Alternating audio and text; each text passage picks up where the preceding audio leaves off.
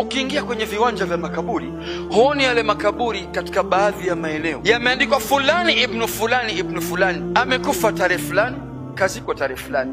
Sasa mmoja masalaf ridwanullahi alayhi qala dakhaltu almaqbara, nimeingia makaburini, faraaitu lawha, nikaliona ubao juu ya kaburi, maktuba alayhi, limeandikwa juu yake, halikuandikwa fulani ibn fulani, hapana. Ujumbe uliokuwa umeandikwa uchukue wewe Muislamu kama mazingatio yako. Na mimi na wewe twapita sana kwenye makaburi, wasa kumbe lina miaka 7 hili, lina miaka 4 hili, twazungumza haya maneno. Kaburi limeandika hivi: ya waqifu ala alqabr, ewe ambaye uliyesimama juu ya kaburi, usistaajabu juu ya jambo langu. Mimi nimekufa siku fulani, wakanizika siku fulani. Ili sio la kustaajabisha. Ams kuntu mithlaka, mimi jana nilikuwa kama wewe, na mimi nilikuwa nikifika na shangaa kama wewe. Amma leo ana fi qabr, mimi leo ndio nipo hapa. Sasa wewe ambaye unayesoma ujumbe fulani ibn fulani, anakuambia si jambo la kusoma sana. Hebu angalia na wewe, leta fikra zako na kumbukumbu zako kwamba na wewe ndiye ambaye uliyekuwa umelazwa hapa.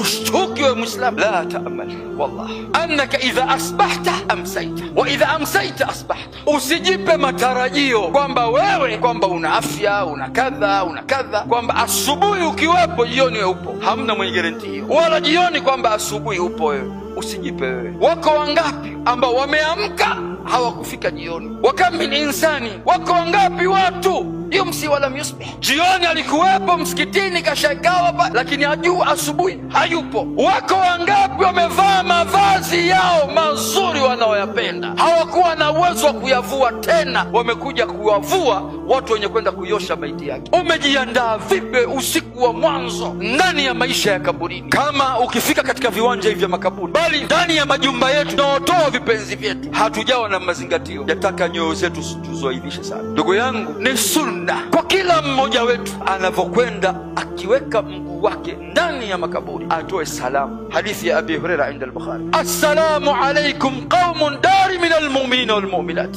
amani ya Allah iwe kwenu nyinyi enyi watu wa makaburini, waumini wanamume na waumini wanawake. Qaumun mu'minin walmuslimin, maana kuna daraja katika Uislamu ya mu'min na muslim, yani kila mu'min ni muslim, sio kila muslim mu'min. Antum sabiqun, mmetangulia, wa nahnu lahiqun, si tuko nyuma yenu. Sasa wewe ukiingia huna fikra hizo, huna habari hiyo, saa ngapi utawaidhika hapo?